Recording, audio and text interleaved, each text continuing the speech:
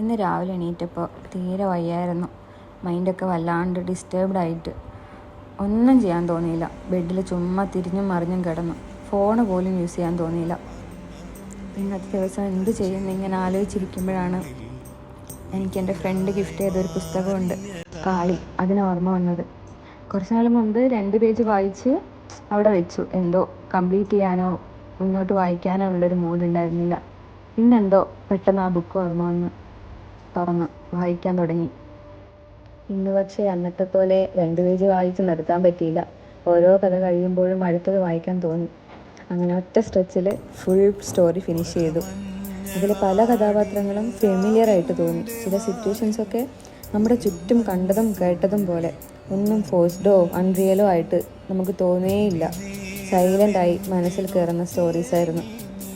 അശ്വതി ശ്രീകാന്തിൽ നിന്ന് ഇനിയും കുറേ നല്ല സ്റ്റോറീസ് പ്രതീക്ഷിക്കുന്നു. ഇതിൽ എൻ്റെ പേഴ്സണൽ ഫേവറേറ്റ് സ്റ്റോറി കൊക്കൂൺ മുതൽ ആകാശം വരെ എന്നുള്ള ഒരു സ്റ്റോറിയാണ്. എനിക്കെന്തോ അത് വല്ലാണ്ട് ഇഷ്ടമായി.